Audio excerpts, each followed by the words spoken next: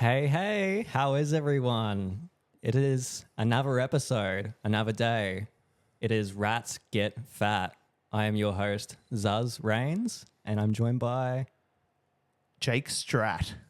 Hell yeah. And we've got a really wonderful episode today. Yeah, it should be a really, really fun day. We've actually gone on a bit of a road trip this morning. We woke up at, I think, 5:30 in the morning. Yep. Bright and early, and barreled down to...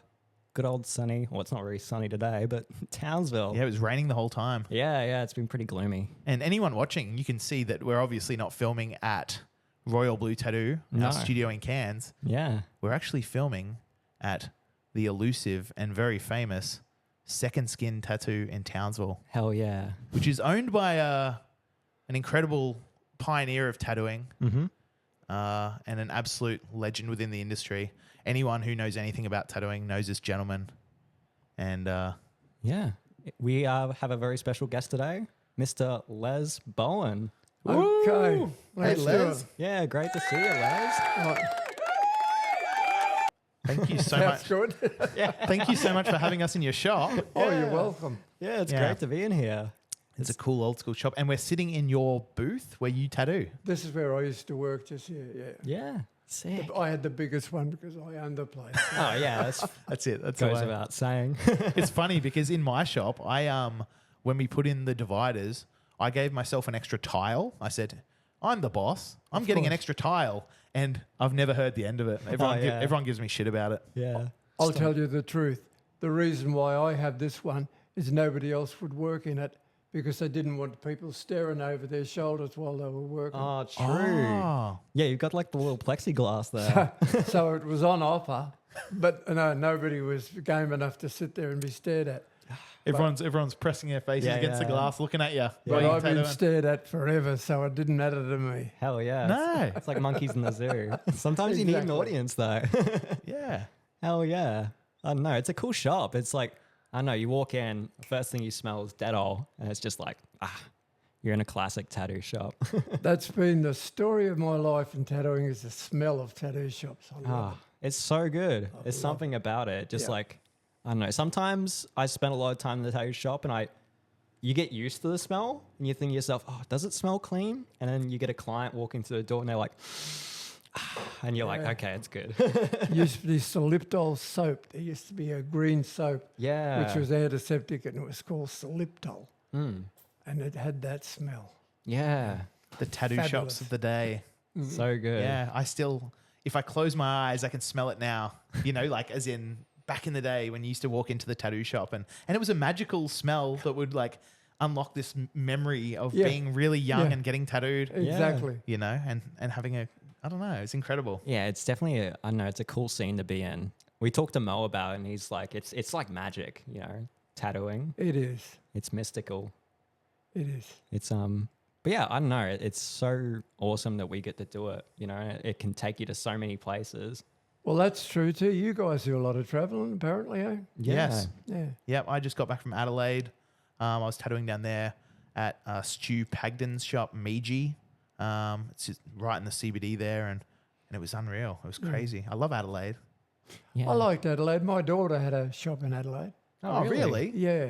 It used to be a biker shop. A guy named Bruder owned it. Oh, Bruder's Ink Pit. Yeah, Ink Pit. Yeah. Well, my daughter bought that shop. You're joking? Yeah, well, she's here in Townsville now, though. Okay. No way. Because we were just talking to Legs about the infamy of Bruder's Ink Pit Yeah. and what it used to be like, sort of working in the down there in those Yeah, in the down those basement. stairs. You didn't know who was coming in until like their legs would appear and then they'd slowly come down. You're like, oh, is it the health inspector? Yeah, well, my daughter and her husband, who's passed on now, unfortunately, Brad Coleman, he was quite a good tattooer. They bought it off Bruder and moved it. They moved it. Oh, wow. Yeah, out just out of the city centre. A short walk Yeah. out of the city centre, and they had it for years. Mm. I don't know what happened to it, whether they sold it or whether they just wrapped it. I don't know. Yeah. It's funny. wow. Adelaide's like a really busy place for tattooing right now. It's It's cranking. there's a lot of shops, like everywhere, I guess, though, because Les back in the day, you would have been one of 5 tattooers in Australia at one stage. About half a dozen, yeah, that's right. That's Yeah. crazy. Yeah, one of my better friends or best friends was Frank Thompson, who Okay. worked in Adelaide. He worked in Adelaide for 30 years. if Wow. more, you know. Holy. Frank. We were we were listening to your Glasgow. You did like a talk at the Glasgow Tattoo Expo, Yeah. and we were listening to it on the way down, and we were just absolutely, I don't know, we were Just- loving it. Yeah, it was fascinating. That was a hoot, yeah. yeah. I tell you what, does that guy, what's his name? The pommy guy that was talking about the English tattoos knows a lot about it, doesn't he? I didn't get to see like the other 2 episodes oh, yet. You've got to watch it. Yeah. Terry. Terry? Watch him, you think, this guy knows everything in the world about that. He does. Yeah. You can meet those people, those like, I don't know, the people that are fascinated in history and they just like, they're a well of knowledge. Yeah. You know, it's really, really cool. I'd love to learn a bit more about it. Yeah. I just find it super interesting kind of Australian tattoo history as well.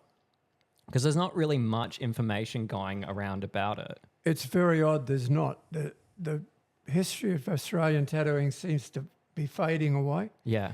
If you go to America, to San Francisco, there are tattoo museums and there are tattoo archives and there are tattoo this and tattoo that. Mm. And you can find anything out about the art of tattoo for the last 150 years. Yeah. But in Australia, it seems to fade away. Yeah. Yeah, I think as Australians, we have a different mentality to Americans as I well. think so too. We're a bit more laid back and it's a lot more like just word of mouth stuff.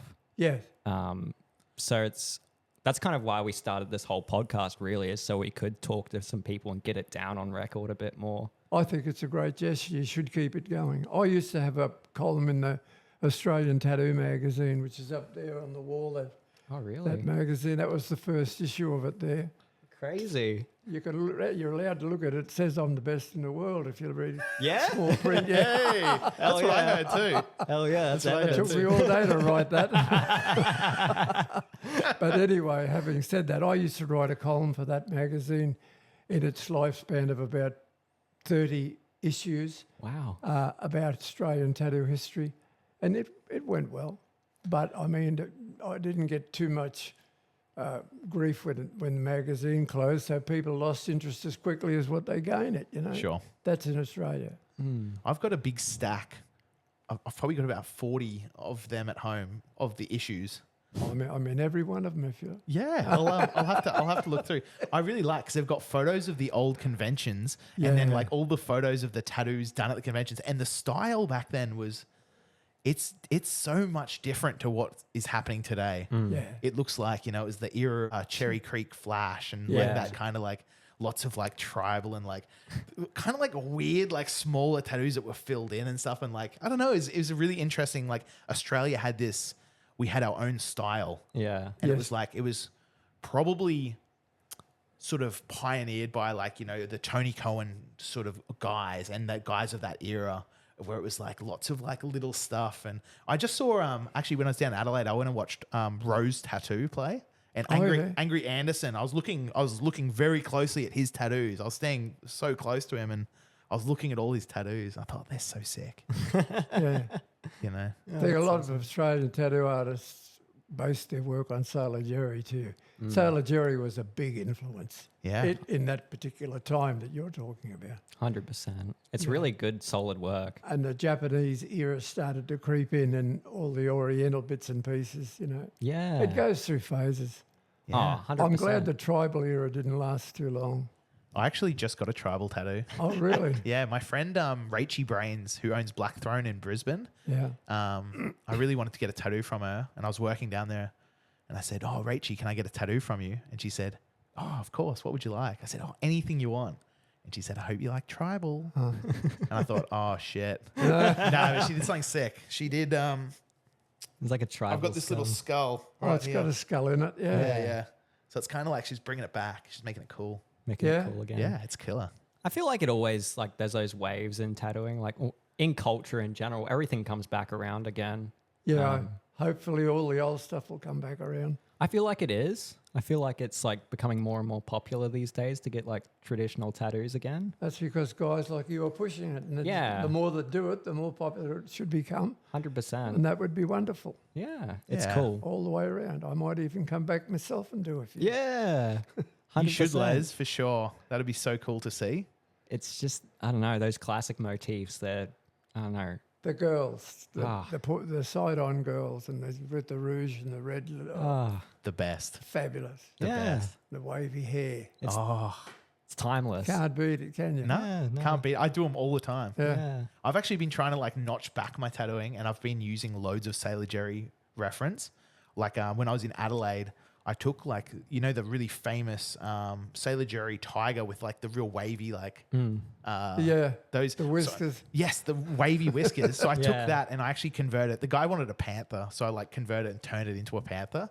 But it's like very Sailor Jerry y, and I thought, you know what? I'm just gonna like really start like trying to bring the old school way back, like and make it as old as I can without it looking like misdrawn or janky. Yeah. Because a lot of the time, like I think if it is misdrawn or janky or drawn weird, people they don't overlook that. They can't say, oh well, you know, it was the style. You know, that's like they were trying to do that. Yeah. They go, that's a bad tattoo. Yeah. How much do you Yeah. pay for that thing? You know, Yeah. or whatever. What I don't like is when they take the traditional things like the flat panther on the, and they put roses on the back or Yeah. tribal on its back, or They try to reinvent instead it. of colour, it's a black panther. Yeah. Colour it black, for fuck's sake. I've seen a few pink panthers as well. The Pink Panther. Yeah. Yeah. You said pink one, yeah. Yeah, The yeah. Pink Panther. I don't know. I think it's super interesting. Like Jerry's Flash was, I don't know, really, really popular for a reason, I think. I think especially at that time it was so cleanly done. Like his art is like so nice and so precise and so clean. Versus like a lot of time you'll see like really old school tattoo Flash. And yes, there's beauty in imperfections and stuff like that, but it's not as approachable for the masses, I feel. It's a shame because Yeah, sorry, what was Jerry that? sheets over there on the wall. I spotted them as I came in. They're classics.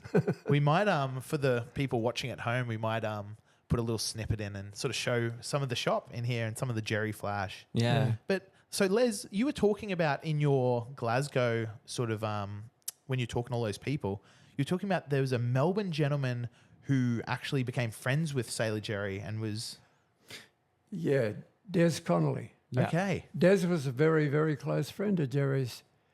Jerry wasn't particularly friendly towards other tattooers for the simple reason that a lot of them tried to use him for knowledge, you know. Okay. They would come across, I'm coming across from the mainland, Jerry, meant I'm coming across to try and pick your brain, Jerry. Sure. Yeah. And Jerry didn't suffer fools and he didn't suffer people trying to pick his brain too readily, so he didn't make so many friends. But for some reason, he took to Des and he became very firm friends. That's cool. At the initial stages, of course, Des fell foul of Jerry's sense of humour. Jerry was a practical joker Yeah. of the highest order. Yeah. Right. So he found out, sadly enough, that Des hated Chinese food. So his shop used to be the China Sea Tattoo shop used to be in the Chinese area. Yeah. And Jerry said, that's all that's here. There's no other kind of food. You've got to go miles to get other kind of food.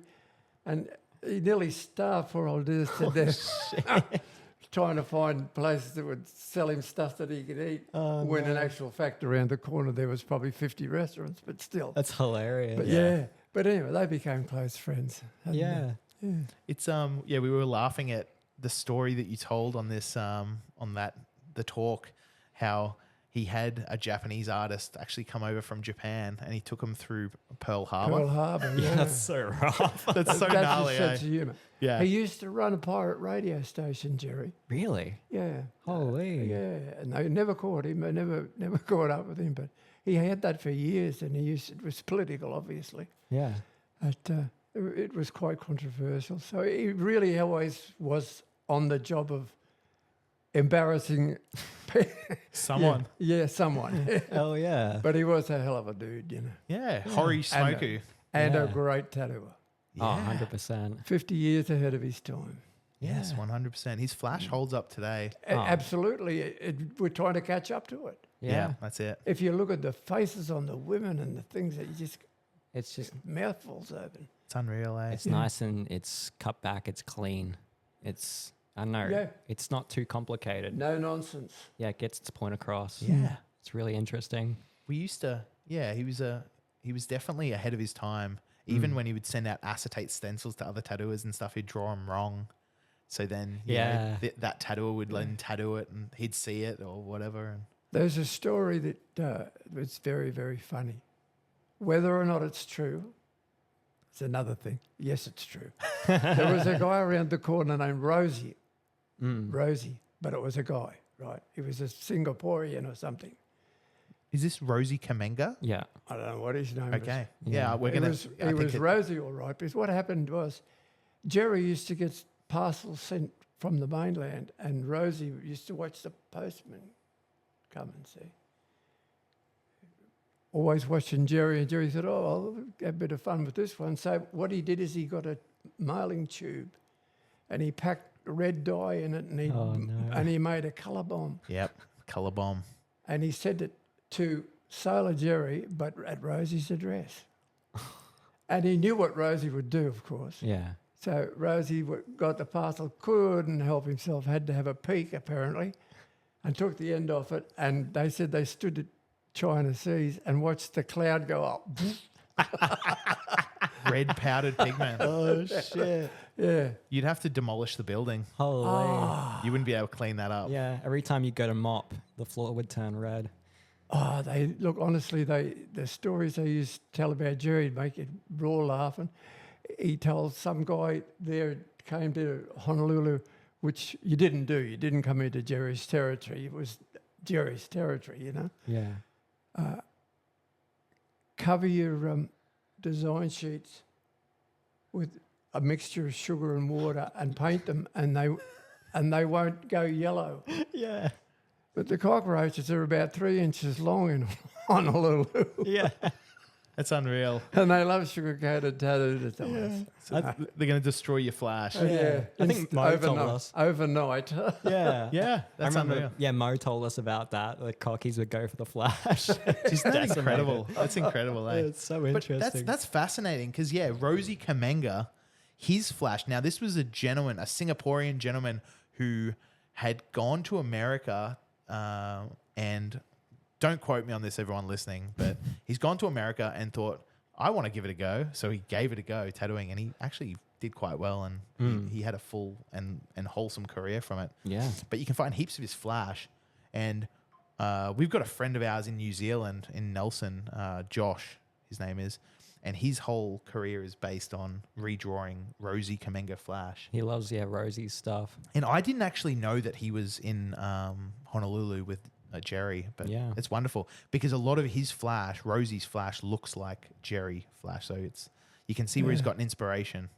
It'd be the same guy then, I've no doubt. Yeah.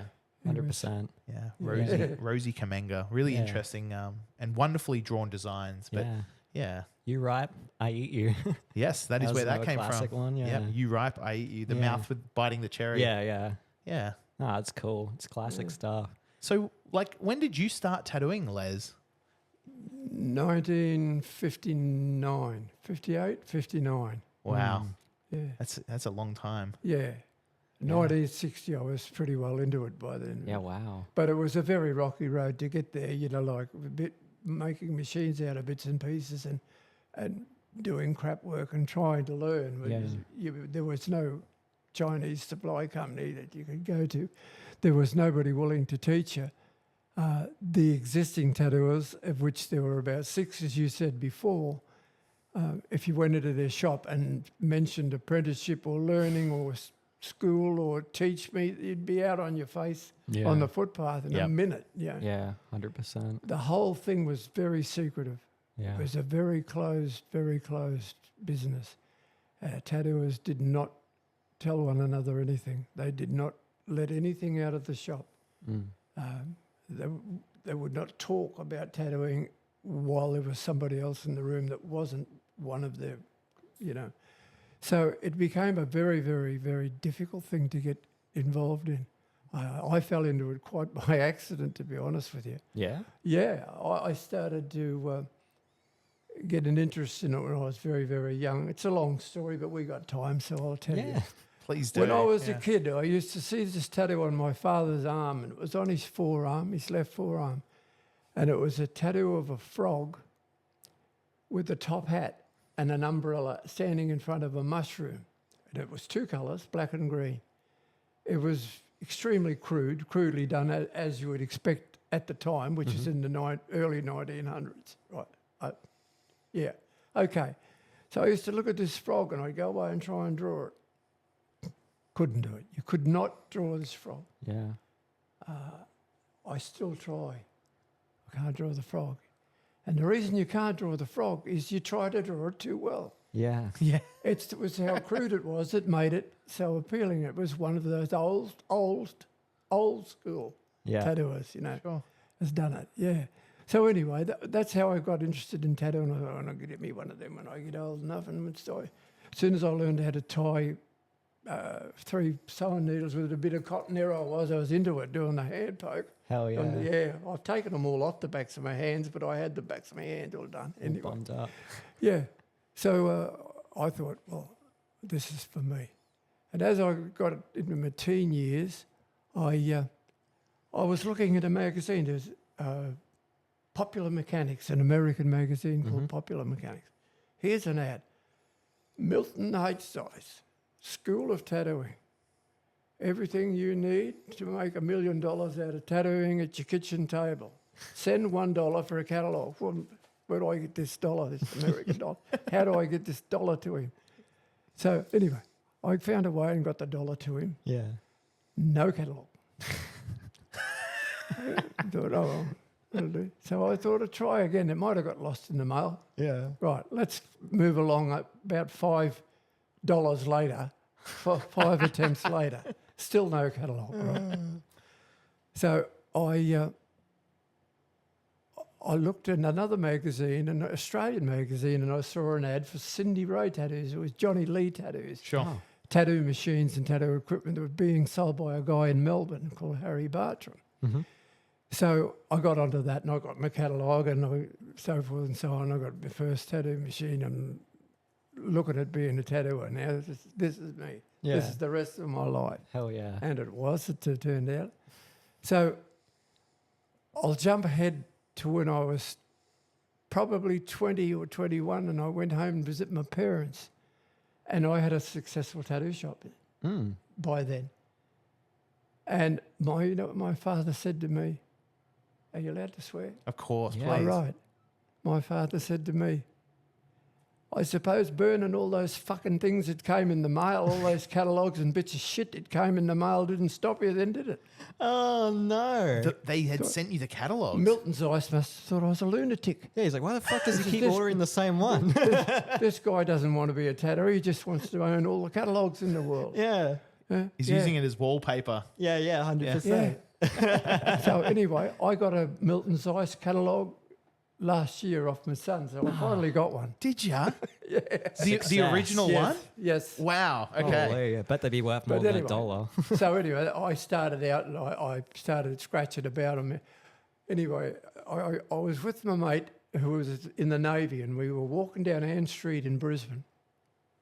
Looked up and there's a tattoo shop upstairs. So we go upstairs and it was a guy called Norm Collette. Okay. You heard of it, Norm Collette? Yeah. Okay, he was my mentor, Wow. right? That guy is my God. So Yes. yeah. Okay. He's up the top of the stairs. He was an Indian dude, not a red Indian, Yeah. an Indian. And he was a cab driver and he tattooed spare time for extra cash. He had 20 kids. Holy. What? 20 kids. Keeping him busy, eh? He's probably Fabulous. working. He's probably doing tattoos and driving a cab so he doesn't have to go home and deal with the 20 kids. Fabulous Dude. bloke. Fabulous Yeah. bloke. So Jimmy got a tattoo off him and I got a tattoo off him. And I'll show you the tattoo. It's a wonderful scroll there. They almost fit the word mother in it. Can we get a photo of that, Zuzz, on your phone, please? Yeah, it's wide enough to put the Lord's Prayer in, but he couldn't fit mother in. But he was a terrific bloke. So what do you think I've said to him? Not real good. I reckon I could probably do about as good as that. And you know what he said? If he, signifying my friend, is silly enough to let you, you can have a go. Shit, eh?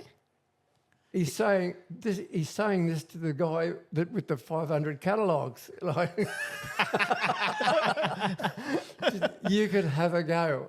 Have a go. Hell yeah. Let me at it. So that's when I done my first for real tattoo. Was then that was in 1959. Wow, that's incredible. Holy. It's funny because Mo was telling us that when he was tattooing in Brisbane, there were 3 tattooers. There was Norm Collette. Yes. There was Billy Bill Phillips, yeah. and Mo Webley. And Mo Webley. Yeah. That's right. You know, it's just incredible that, you know, the fact of having so little tattooers in the whole of Australia, and I don't know, all of the older guys all have these incredible stories about them. Oh yeah, It's there's a lot of fascinating. crossover and stuff, especially with Bill Phillips. Actually, Well, yeah, Bill was a sort of part-time tattooer. Yeah. He wasn't totally dedicated to the actual tattooing, yeah, but he was dedicated to the art. mm. And he was a really, really avid collector of tattoo memorabilia and paraphernalia and stuff. yeah, But when it came to doing the tattoos, he was a bit sort of lazy on the jobs. He didn't really care that much about it. Sure. yeah. And if you got a tattoo off him, you could have anything you wanted as long as it was an eagle. Yeah. I didn't. I have a Bill Phillips tattoo somewhere. Yeah. Yeah. There. Oh no, I'll find it for you later anyway. Too easy. Sure. Yeah. Yeah. We heard all about Bill Phillips's tattooed pig, and he used to travel around with his tattooed pig. Yeah. And That's gnarly, hey? go to the shows. Like Legs on episode 8, he went to the Cairns show, and Billy Phillips was in there in a tent tattooing. Yeah. He got his first tattoo from him.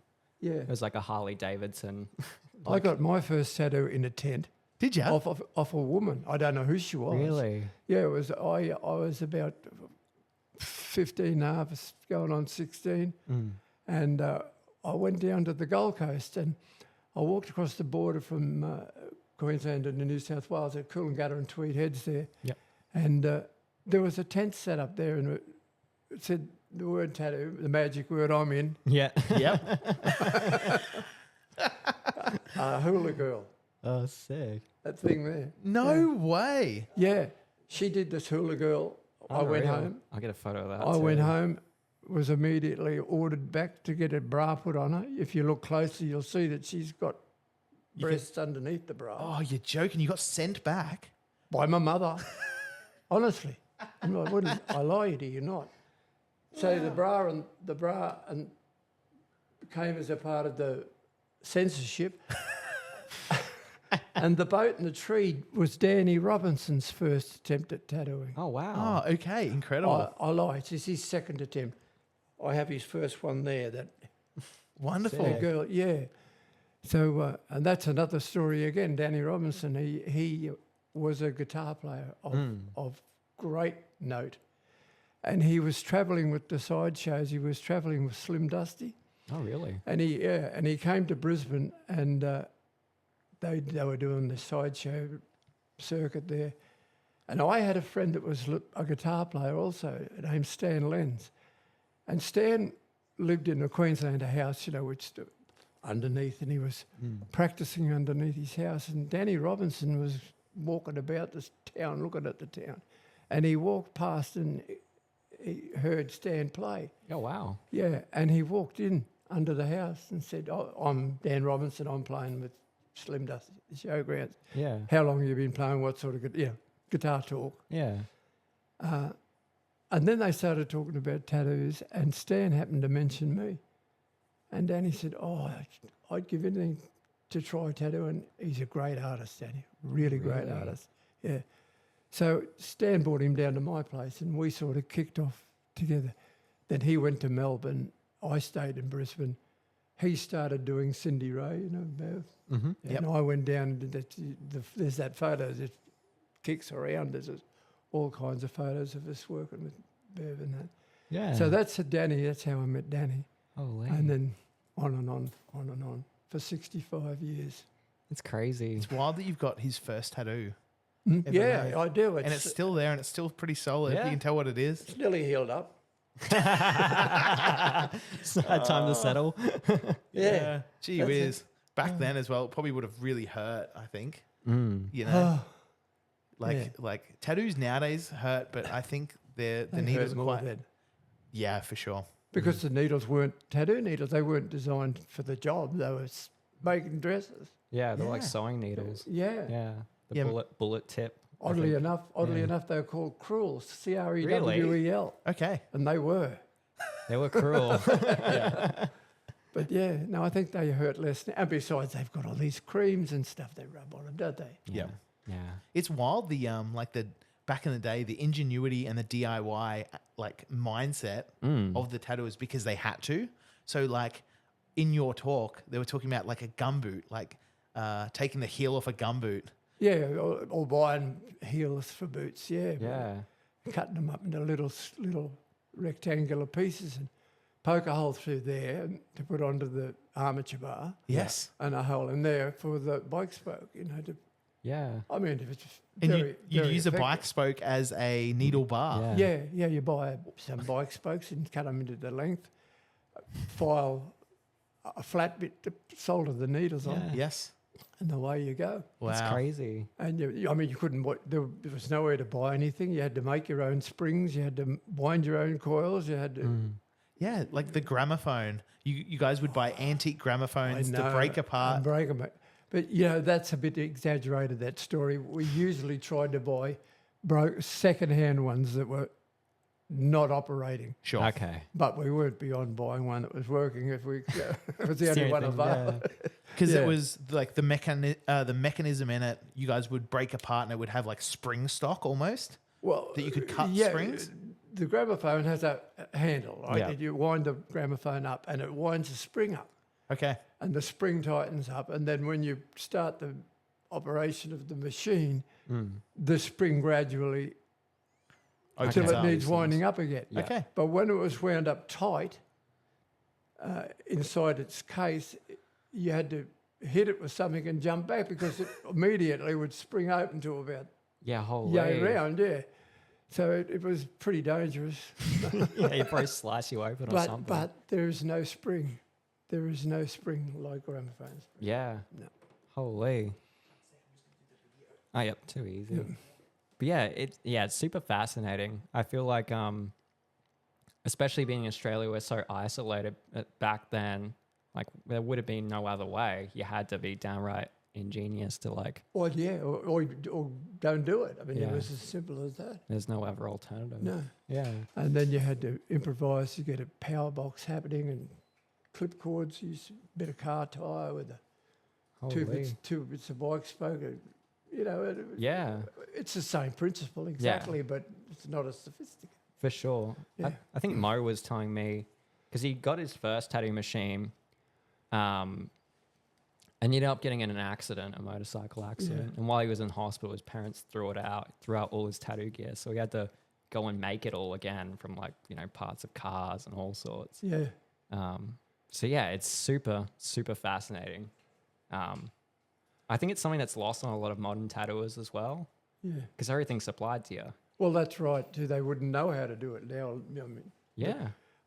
making needles, for instance. Oh yeah, 100%. I've done it once or twice. I'm not very good at it, but It's not easy. yeah, it's tricky. It's Yeah. tricky, or even just tuning a coil machine, using a coil machine. A lot of people don't know about it these days. You got like a little pen, and you just turn it on, and it does its thing. Yeah. I still like coil machines myself, personally. Yeah, they're cool. I don't know. It feels like you hear a coil machine, you walk into a tattoo shop and you hear it and you're like, You know you're that's in a tattoo shop. yeah, that's a tattoo, I don't know. It's something really cool. Dan doesn't use pens. He uses Yeah? coils. He won't touch them. Yeah. I know. Nothing works like a coil machine, eh? They're unreal. And they're hardy. They're really, I don't know, you tune them up and you look after them, they'll last a lifetime, longer than you will. Yeah. Yeah. It was It's like the electric doorbell. It's unreal. we were in New Zealand, and Jake ended up finding by chance like an old bell with the same coil mechanism, and it still runs. We have it in the shop hanging up, and we tell people about it, and then we get the clip cord and like plug it in, and it starts ringing. You know, It's over 100 years old. You never ran into Ray Shuttleworth in all your travels? No. Shuttleworth made a tattoo machine out of a clock. Really? It's a fabulous thing. Yeah. Tiny little round thing, and you would wind it up, and then you'd get about a minute out of it. And you'd have to wind it up again, yeah. No way, a wind-up tattoo machine. Ray Shuttleworth, wow. That's crazy. And Frank Thompson made a tattoo machine out of a sewing machine. Now, you'll find this hard to believe, but it's true. You know, a treadle sewing machine? An old one of them ones that go like, the women used to go like that. Oh, yeah. And he rigged up a needle thing on the needle, and you moved up your arm around. Oh, no way. No way. Holy. He did two unbelievable things. He did that, and the other thing was he tattooed his own chest looking in the mirror. Fuck that. That's really would be Now, tricky. you'll have to think about that one for a while. holy. Yeah, Yeah. but he did it. Everything you do is backwards. Yes. For sure. It would actually twist my brain. I couldn't do it. Me too. Yeah. But he did it. Yeah. That's unreal. My mentor actually tattooed his whole throat in the mirror. Holy. But it was like a symmetrical design, so I don't think he... Still, I mean, when you're going that way, you're going that way, aren't Yeah. you? Yeah, no. No, not for me. Yeah, Yeah. like it's actually, I don't know. You'd have to use a different part of your brain, I think. Yeah, Yeah. no. Yeah, it's phenomenal. I'm not that brave. I couldn't do that. I'd screw it up. But the sewing machine That's- was a beauty. That's crazy. Yeah. Holy. Yeah, it's unreal. That'd be bananas. Les, you said before you removed the ones on your hands. Did you get them lasered? No, I did them myself. If I told you what I did them with, I'd have to kill you. But Not the bleach trick. no, not bleach. No. Okay. We've spoken to a few. But I did. Yeah, we've spoken to a few gentlemen that have told us how they used to lighten tattoos Yeah. with a bit of peroxide and It ink was like, and stuff. yeah, it was like skin tone or something. Skin tone peroxide Holy. and a bit of bleach or something. Gnarly. You tattoo it into yourself and it would lighten them up and like remove the tattoos. Yeah. Yeah. I actually have you ever had laser tattoo removal? No. My son does laser removals in Scotland. And, yeah. he's pretty successful at it, but I've never had one done, and I've never had a crack at his machine, so Yeah. I'm without knowledge on laser removals, I'm afraid. When I was in Adelaide last week, there's a gentleman whose Stu's brother Phil owns the laser tech at. He is the laser tech, sorry, at Meiji, and we were sitting in the lunchroom together talking, and he said, "Have you ever had laser?" I said, "Nah, never had laser." He goes, "Well, if you want a little session while you're here, let's give it a go." I said, "All right." I said, "Yeah, I'll take you up on it. Like, I wouldn't mind a little session of laser to see what it was like." Thinking I've heard horror stories from, everyone says it's way worse than tattooing. And my mentor had gotten a whole arm lasered and he used to come back with these big blisters filled with liquid, and it was really gnarly. And so anyway, I thought, you know what, stuff it. I'm gonna give it a go. And I got this little umbrella on my ankle down here lasered. It's kind of dark, but apparently it takes like months to sort of like, it doesn't totally disappear, but it like lightens it enough to then cover it. But yeah, I had a session of laser last week. It was wonderful. Yeah. It was awesome. It was way less painful than tattooing, and it doesn't actually break the skin. So it's not like a tattoo when you get out of the shower and it hurts or anything. Yeah. It just once it's done, it's done. It's like a rubber band snapping on you, isn't it? Yes, that's exactly what it feels like. It was wonderful. Interesting. But yeah, I thought, when you said you removed the tattoos on your hand, Yeah. I thought, oh, okay, you must have had your hands lasered because they're very clean hands. Yeah, you know? There's still a few remnants of it left there, but pretty much gone. Yeah. Yeah. I wouldn't have picked it. That's crazy. And starting off with your hands as well, that would have been like a big thing, especially back in the day. Left-handed, you see it? Yeah. No, I haven't had anything done to the left hand, but my right hand, Yeah. I'm a lefty as well. are you? Yeah. I hear they're the best looking people in the world. Left-handed They people. say so. Yeah. They also say no good comes of it. Oh yeah. I think back in the day, absolutely, they would have. Did you ever have anyone try and tell you to use your right hand? I cop shit Really? at school and everything. Yeah, I cop shit. Yeah. A lot of it. Holy. People saying, imagine how good you'd be able to draw if you used your proper hand. And Really? That's gnarly. which one do you use to wipe your ass with? All of the good old left hand jokes Yep. over and over and over again. And everybody's convinced they're the first one that ever said it. Oh yeah. Of That's course. the annoying part. For sure. Yeah. Yeah, that's it. And people will pick anything. They'll find anything, the smallest thing. Of course they do. It's almost like, when you go and stand out the front of the shop and you clean the window and someone walks past and they go, oh, you missed a spot. Oh, Can you bloody do mine next? It's like, shut up. Yeah. Can you come and do mine next? That's it. Oh mate, yeah, sure. $150, mate, per hour. So, yeah. Being a lefty, though, so we actually use a really interesting part of our brain to make art. You and I, Les. Yes. Yeah. But I'm quite weird. I'm a left-handed person, so I tattoo and draw with my left hand, but everything else is with my right hand. Me too. Ah, yes. I play cricket right-handed Yes. and golf right-handed. I eat like a right-handed person. Yes. I do a whole lot of things. I also write with my right hand, Oh. Oh, really? but very limited. The Yeah. story being, I wanted to be an engraver. I wanted to learn how to be an engraver. Yeah. And I went down to the Gold Coast from Brisbane to a bloke who had agreed to teach me. Mm. And when I got there, he said, show me how your handwriting. And of course, I got a pen. He said, you're not left-handed, are you? And I said, he said, you can't be an engraver if you're left-handed. You've got to be right-handed. Oh. What? How come? Well, it's true because the engraving machine has a burr which cuts into the metal and it travels clockwise. Yeah. So what you do is you put your middle finger on the thing that you're engraving and you press the engraving tool up against your finger because once the burr cuts into the metal, if you didn't have something to hold it, it would run away Oh. and make a big gouge in the thing. So you can't do it with your left hand because it would run away. There's nothing to hold it back. Okay. No way. Okay. There's also serifs, and when you do lettering, the thin, then the thick, then the thin. Yep. If you try and do that with the left hand, you get a thick, a thin, and a thick. So Oh, okay. it's more difficult. So consequently, he said, you won't be able to learn. I said, well, I'll have a shot at writing with my right hand. It's limited. There was copperplate script and another Adelaide Rond. I think there were 2 or 3 fonts that I had to master. Yeah. So it wasn't a brain surgeon's delight, So I managed to do that, and I can write in those styles. Yeah, wow. Slowly, with my right hand, quite well, yeah. It's interesting. Unreal. But I'm left-handed, essentially. Of course. Yeah. I feel like a lot of artists, I feel like more than any other field, artists have a lot of left-handed people. I think maybe a lot of left-handers use a different part of their brain or I don't know what it is about it. Tennis players, Yeah. actors, I watch them. I look. Yeah. I'm on the hunt. That's interesting. Yeah, tennis players, a lot of left-handed tennis players. Okay. And left-handed actors.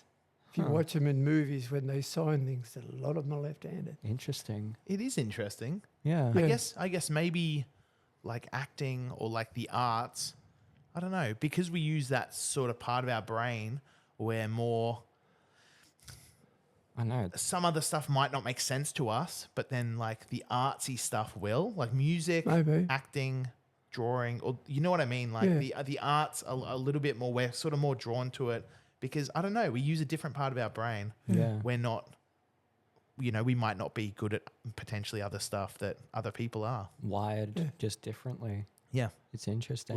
Left-handed, but then ambidextrous. But Yeah. then I don't know. It's fascinating. Then you meet those people that can just do both. Like I've seen artists on the internet that draw with both hands at the same time. It's like show off. Crazy, isn't it? Sickos. Yeah, it's Yeah. real sick. It's insane. Holy, I want to learn how to draw with my left hand in case I ever fucked up my right or something, But I think it's just more of a hobby. It's painful though to try and kind of get that. It's very difficult. Oh yeah. There's a gentleman down in Newcastle named Camillo, and he owns a shop called Electric Pantera, and he broke his arm. I think, don't quote me. He's going to probably listen to this, but he broke his arm. I think skateboarding. So then for 6 weeks or whenever till it was healed, he used his other. He was like tattooing with his other hand, and he was like, you know, and so then he like made a business where it was like wrong-handed tattooing. So then like even after his hand healed, people were requesting him. They're like, "Can you tattoo me with your like other hand?" And so he was doing these kind of like not perfect tattoos, but people liked them because they were like, all the masochists coming out of the woodwork. yeah, yeah, it's unreal. Holy. Yeah. But yeah, he still does it. People request him. You can ask him to do it with the other hand. That's crazy. It is. It's odd. I've never heard anything like that. Yeah. Yeah, I find with tattooing, like, you know, the really niche stuff or like the really different stuff, like there really isn't that much of it. We're all kind of doing the same thing, so it's cool when someone is doing something different. Yeah. It's novel, I guess. It's out of the ordinary. And I guess that's a lot of the time what matters to people. I don't know, they can look at it with a memory and think, oh yeah, he did it with his other hand. Yeah, non-dominant hand. Yeah. Like non-dominant tattooing, that's what they call it. For sure. It's unreal. I couldn't imagine doing a right-handed tattoo. It would be a piece of shit. You know? Dude. I couldn't do it. You feel like a toddler with a crayon trying to... Yeah. Yeah. Oh, it'd be the worst. But yeah, it's super interesting. I think, I know, sometimes it's the experience for a lot of people, just having something that's a bit different that can make it, you know, really amazing. Like, I think that's why it's so important to really give people a great experience when you're tattooing them and chat to them and, I don't know, making an all-around good time other than just ignoring them. And Yeah. Putting your headphones on. Yeah. Because at the end of the day, yeah, the tattoo, the end result is super important. It has to be really good, but... Well, it is. It's the only thing, isn't it? Yeah. You forget about the actual experience, but the result's going to be there, Yeah. hopefully, for a very long time. Sometimes you can look at it, and even if it is a good tattoo, if they were an asshole or whatever, that's what you remember when you look It's at it. attached to it. Oh, geez, I Yeah. do that all the time. I cross the street to get away from jobs that I did 20, 30 years ago. Terry Wrigley in Scotland was one for that. I used to go, I'd spend a lot of time with Terry in Scotland, and we'd go places and he'd be sitting there and he'd go, Yep. "Is that guy over there looking this way? Look at that piece of shit on his arm. I did that."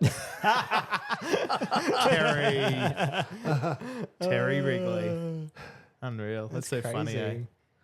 Yeah. He helped connect a lot of the international kind of artists together. He did. Yeah. He was the reason that the world of tattooing is the Yeah. world of tattooing. He started a thing called International Tattoo Club, and he invited everybody in the world to join it, and most people did. It's cool. And it's funny that nobody had, until that point, tried to involve people outside their own country Yeah. in their art form. There were a few Australian tattooers that were friends with New Zealand tattooers, but the correspondence between Australian and American tattooers was almost unknown. Yeah. But when Terry started his club, a guy in Texas offered to host a convention, Okay. and that was in 1976.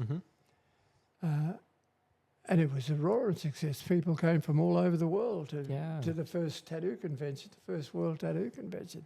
And it cemented a whole lot of new friendships and exchange of ideas and exchange of designs and all kinds of stuff.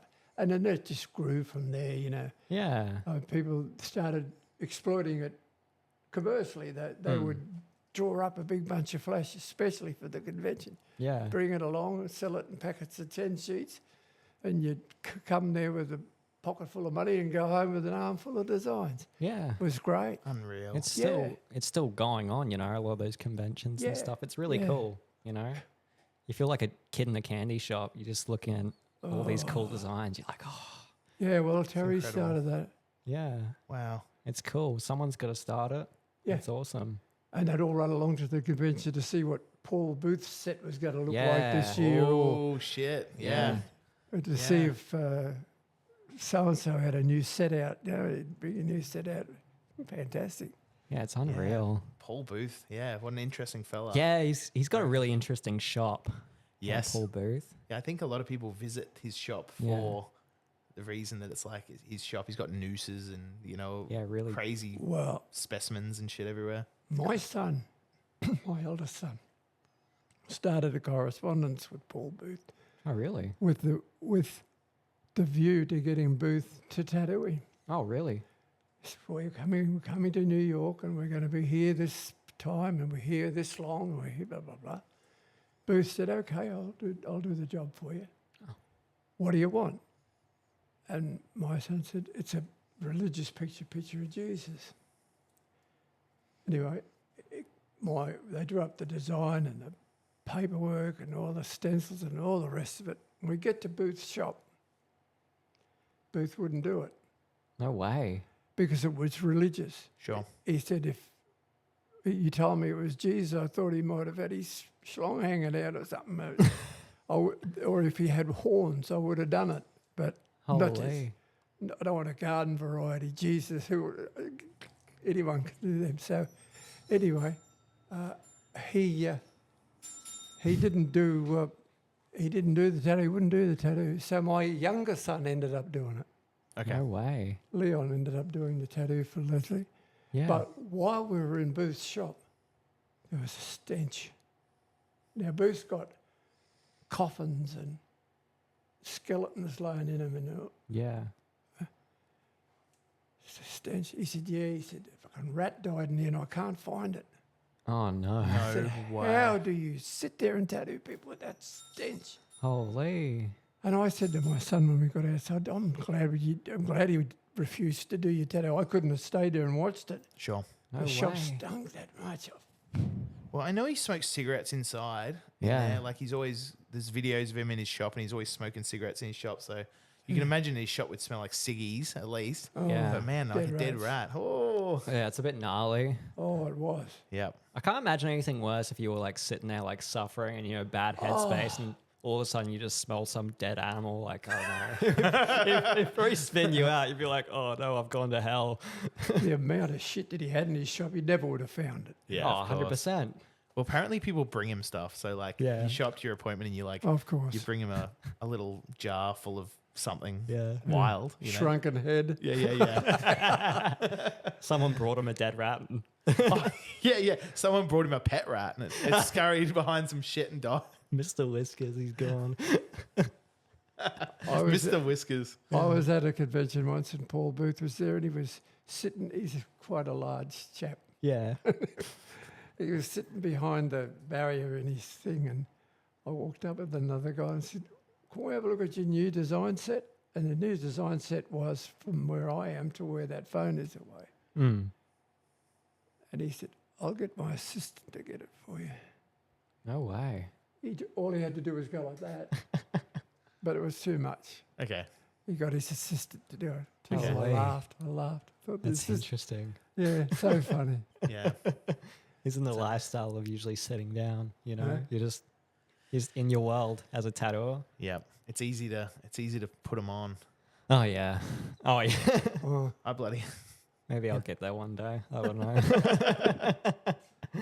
yeah, it's interesting. But yeah, I know it would be a crazy kind of shop to hang out at. Old Paul Booth. Oh, yeah, I'd say so, yeah. Yeah. There was all kinds of weird. It looked like the Addams family. Yeah? Holy. But Yeah, very talented Paul. Yeah. He had another guy with him called, do you guys know who it was? no. He no. had, Diablo or something he called himself. He was a very good artist too. Okay. But I don't know what happened to him. Yeah. Sure. The devil might have got him. I don't know. El Diablo. He's like, that's my name. Yeah. That's crazy. Yeah. Did you do much art before you were a tattooer? Did you do any like illustration work or anything like that? Or I've always been fairly good at art. yeah. And, I started out when I was a kid, I was a window dresser. Really? Yeah, not in a window type window dresser, but I did the Ansett travel windows. Or used to get on a plane, Okay. do the windows in the travel. Yeah, you had to do. Yeah. Yeah. I think you have to have like a kind of a baseline interest in art. Oh yeah. Yeah. At least. I know like some of the old school tattooers, like you didn't necessarily have to be like an artist No. to be a tattooer. Showmen they were. Most of them Yeah. started out in the circus or the sideshows. I've heard, especially down in Sydney, a lot of tattooers kind of came with like the circus and stuff. Mm. Yeah. We were talking to Matt, our mate Matt Van Herten. He was saying that because of those circus down there, apparently there's a lot of like elephants and stuff apparently like buried in people's yards and stuff like that, which is crazy. Imagine if you were like digging in your backyard and you found an elephant. Oh, Elephant bones. Yeah. Yep. Crazy. All the circus performers just, elephant's dead. Yeah.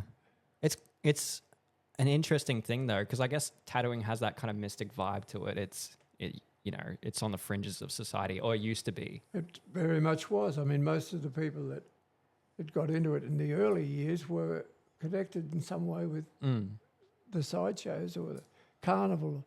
I mean, with all those shops that flourished in America along the Pike, they were all old showmen that used from Coney Island. Yep. Yeah. Yeah.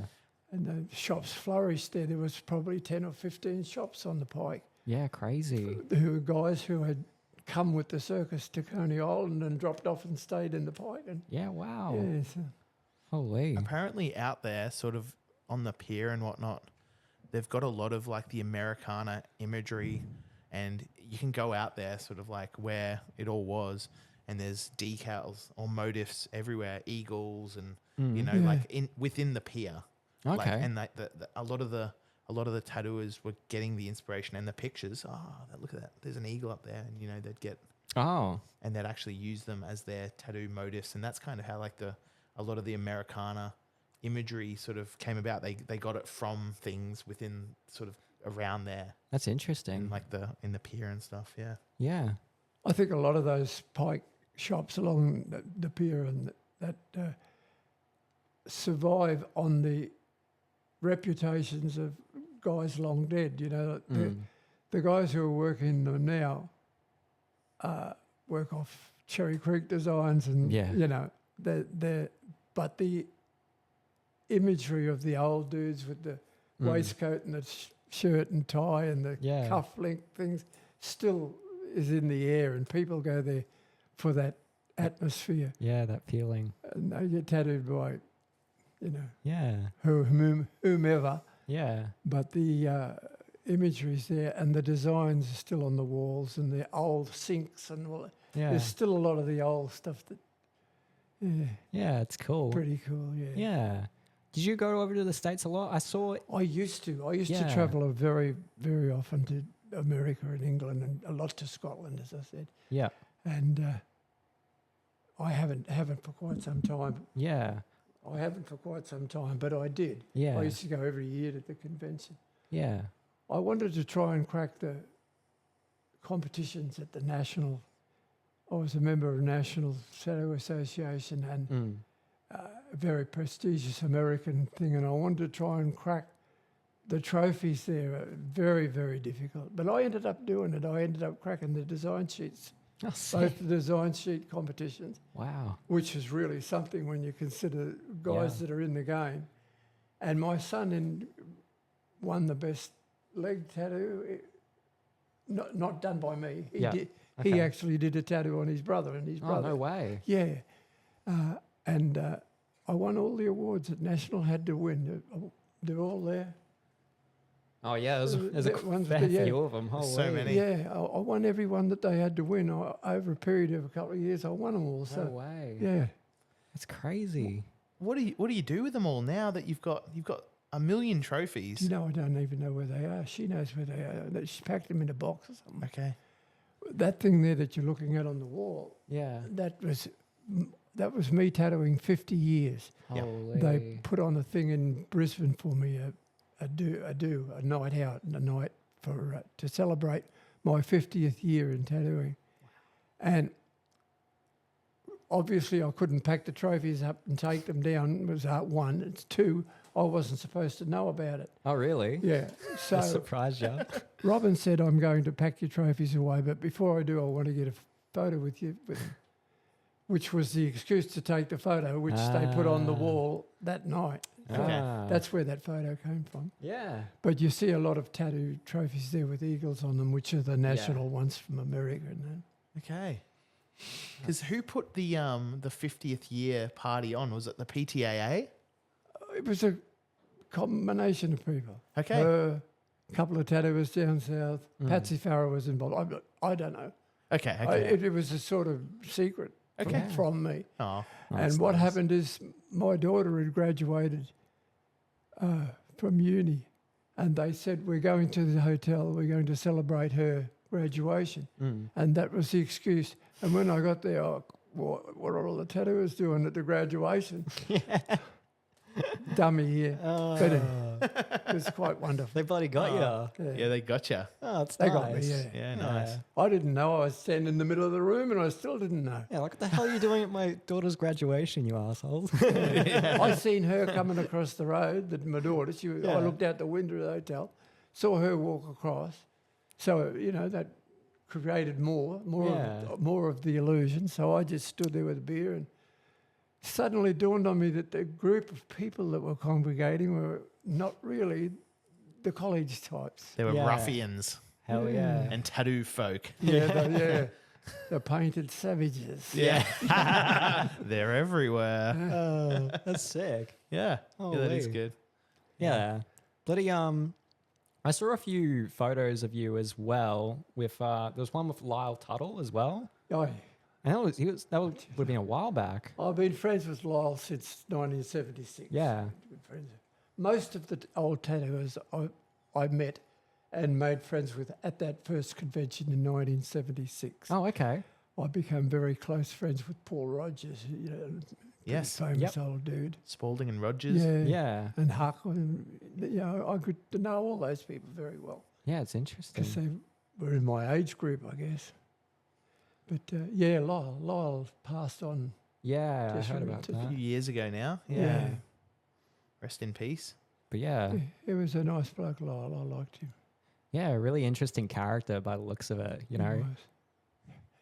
Lyle Tuttle told one of my friends to fuck off.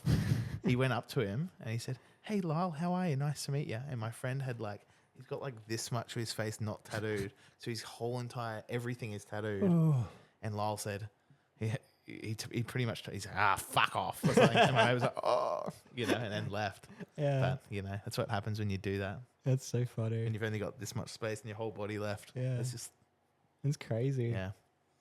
Good one, Lyle. Rest in Yeah. peace. Rest in power. was Yeah. that here in Australia when Lyle was here? No, I think it was over in the States at the something Anne. It was like the ship. It was like a tattoo convention on a ship. Oh, no way. Yeah, they had those. Yeah. It was like the Saint Anne, I think it was called or something. Okay. Don't quote me on that, everyone listening. But there was an old shipwreck, and they'd turned it into this luxury kind of hotel. Mm. And they used to have tattoo conventions on it every year in America. Yeah. But yeah, Oh, wild. he went up to him. Lyle used to do the circuit, the convention circuit pretty well constantly because he gave lectures. Yeah. Okay. Yeah, quite interesting too. He knew a lot about tattoos, and he knew a lot about machines, and he knew a lot about everything to do with the art. Plus, he had his own personal history that he could convey to people, and it was very interesting. Yeah. He used to charge $150 or something for a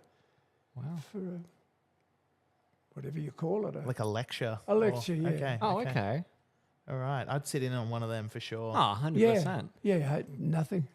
My the same friend down in Hobart, he's got one of his big tattoo machines. You know how Lyle used to make those big oversized coil Oh, machines? yeah, yeah. And so he had it in his shop, and I said, that's crazy. He said, yeah, Lyle Tuttle built it. He goes, let's plug it in. I was like, all right. And so he plugged it in, and this thing works. It's like this rattly old, it's about this big. It's unreal. Holy. It's a big old coil machine. Yeah, I've got one big one, a bloke made for me in Chicago, and you can hardly lift it. It's so big. Yeah. It'd be a workout trying to bloody use it. You'd have a big Popeye. The needle bar's as thick as your little finger. You know, it's a Holy. big. Yeah. Oh, it probably wouldn't be super practical. He was a good machine maker. That guy. He made me several machines. There's none here. I've taken them home, but they were made of revolver chambers. Really? Yeah. Holy. Still got the bullets in the thing. No way. Yeah. I've still got half a dozen of those somewhere there. No way. That's crazy. Revolver chambers. Yeah, with the bullets in them, and they've got a bar comes off it, all the doings to the rotary machine. Yeah. There's some really like interesting machine builders out there that make machines that have all sorts of things, you know? Incredible. It's all science, eh? Yeah. Like, especially with the coils. For sure. Like nowadays with the rotaries, like you just need the motor and you can pretty much do whatever. I've got wooden ones from the 1930s. Have you? Yeah. Wooden coil machines, like the frames were made of Yeah, wood. just a slab of wood with all the workings screwed onto the wood. Holy. Lightweight. I wonder, did it work okay? It worked, but I mean, you've got to take into consideration that it rattles. Yeah. Like a steam train. You know? Yeah. I mean, you wouldn't want to use it. Yeah. Yeah, imagine if your machine got termites or something, you know? Just a little block of wood with all the stuff screwed on the. Yeah. But in the 1920s, there were no die casters to make the For sure. metal frames. Yeah, so proper frame. that was the way it was done. Yeah. Yeah. I Well, guess. yeah. With a wooden frame, though, you would have to be so careful with like I don't think it would survive in cans because of how humid it is. Like the humidity would actually swell the frame and it'd actually it'd detune your coil machine. Probably. You'd tune it up and then, you know, the water would get into it or whatever, or or just the moisture in the air. And it wouldn't work as good. The next day you'd say, what the hell? I just tuned this up. You're obviously giving this machine more credit than it's due. You had to tune it every 5 minutes, no matter what the temperature. Yeah. Yeah, okay. Yeah, no, not for me. That's good. People, I don't know, people are pretty resourceful with that stuff, I guess. I know. I've got one. Oh, I've got a beauty. I wish I'd have known. I could have bought some of the stuff and showed you. I wanted a jail tattoo machine. Now, that's where some of the better ones are made. Yeah. In prisons. No way. And I wonder what they make about all kinds of things. Yeah. Slot car motors and, bits of wood and biros. And Yeah. all CD kinds. players and stuff? CD players? Yeah, and I wanted one. I wanted one of these jail machines, and I actually knew a bloke that was in jail in Cessnock. I said, see if you can get me a jail machine. He was just about due to come out. I said, see if you can squirrel away with a jail machine for me. I want a jail machine. No way. He said, I'll see what I can do. This is a true story, by the way. So I'm sitting in my shop one Saturday, and this bloke comes in with this fabulous jail machine. And he said, Jimmy said to drop this off. And I said, oh, thanks, mate. And I was just about to say, can I buy you a drink or something? He said, I got to go. He said, I've escaped. What the hell? I pissed off. He said, Jimmy knew I was going. He asked me to drop this off for you, but I've got to go. And out the door, and he was gone. No way. He was on He's the gone. lam. He's run. Holy. But he was, this loyalty amongst thieves thing. Yeah. Sure. He still felt that I promised Jimmy I'd deliver I got to do it. Yep, that's it. Yeah. That's incredible. He probably owed Jimmy a favor. Yeah. Anybody probably. else would have said, fuck him in his machine. I want to put as much distance between me and that place as I can. Yeah, holy. Nobody else would have bothered going via Liverpool. Yeah. But he did. I wonder if they Wow. got him. I wonder if they caught him I'm again. sure they. Oh, I who don't knows? know. I never heard about it again. No. Yeah. A lot of people that do escape prison and stuff, they end up in the Northern Territory, and Probably. no one ever finds them again. Gove. They go to Gove, don't Yeah. they? Yeah. Yep. Yeah.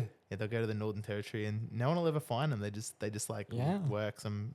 Territory's got him now. Yeah, that's it. Yeah. It's a really interesting place up in Darwin and stuff. Oh, yeah. Yeah. Have you ever been up there? No.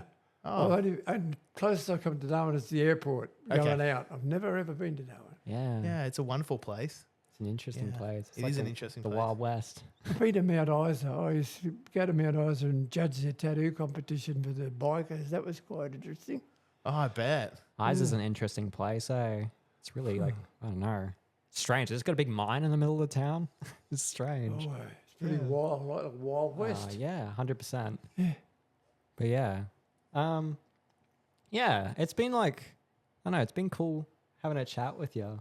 It's been cool, like, I don't know, getting to hang out in the shop, getting to meet you in person. Well, you know where it is now. Any time you come by. yeah. drop in. I would 100%. I would love to do like a follow-up episode at a later date if you'd be interested in talking to us again. No Les. problem. Yeah. Yeah. And yeah, I've if you're enjoyed ever it. up in Cairns, come and look us up. I will. And we Yeah. can because we're gonna start. I want to get a bit of a group together and get Legs and Mo in the same room together and get a few of like the kind of the old school guys together and I don't know, talk tats. Yeah. A lot of the guys that are retired, they don't really have much to do with tattooing anymore. No, I don't. Yeah. Yeah. So it's I don't know. I think it's nice to like still have, I don't know. There's a lot of respect there. I think. Yeah. Well, probably a lot of old stories and stuff. And A lot of stuff that, I don't know. It's, if we don't talk about these old stories, they never happened really. yeah. But yeah, exactly. We appreciate your time, Les. Thank you so much Oh, you're more for than welcome. Oh, 100%. letting us sit in your shop and Yeah. video you and photograph you and record you. Yeah. Say hello to Pete Davidson for me and Max Shader if you get to meet him. We will. We've got Pete Davidson. We're going to talk to him in June. We're going to seek him out in down in Casino. We're flying to the Gold Coast and hiring a car and we're going to drive down Yeah. and then we're going to talk to a few of those guys. Pete's very interesting. He's got, a lot of knowledge, a Yep. whole lot of knowledge. Yeah. Anyway, all right, let's wrap this up. Hell yeah. Okay. Thanks for listening, everyone. Yeah. Thank you, everyone. Till And thank next you, time. Les.